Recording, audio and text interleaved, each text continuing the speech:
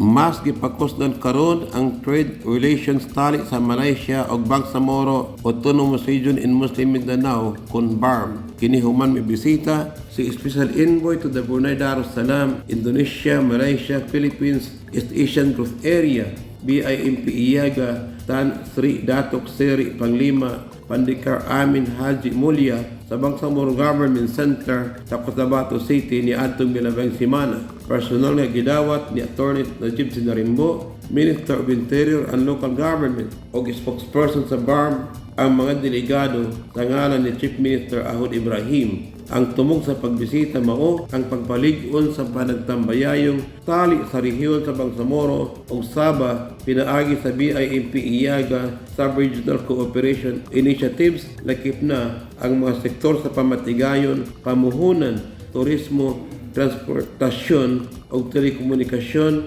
agrikultura ug edukasyon ug socio-cultural nga relasyon. Mato di Sinarimbo, nahimong mabungahon ang mga diskusyon sa nagkadaiyang isyu nga ilang gihisgutan lakip na niini ang panag-uban og kooperasyon ug sa kalambuan sa duha ka rehiyon. Gilauman ni Sinarimbo nga ang pagbisita ni Tan Sri Datuk Seri Panglima Pandikar Amin Haji Mulya mas makapalig-on sa relasyon sa Sabah ug sa BARM pinaagi sa BIMP Iaga.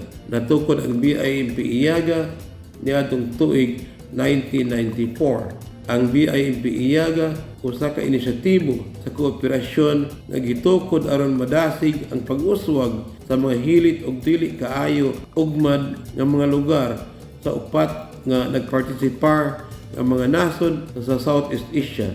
Aktibo kini nga nakiklambigit sa rehiyon kauban ang Mindanao Development Authority MINDA aron mapauswag ang daghang bahin ng mga oportunidad ug kalambuan. Giabi-abi usab sa mga opisyalis sa Minister of Agriculture, Fisheries and Agrarian Reform Muhammad Yaqub, Minister of Transportation and Communications Dexon Hermoso, Minister of Trade, Investment and Tourism Abu Amri Tadik ug representante sa Bangsamoro Planning and Development Authority nga si Amil Abubakar ang pagbisita sa opisyal.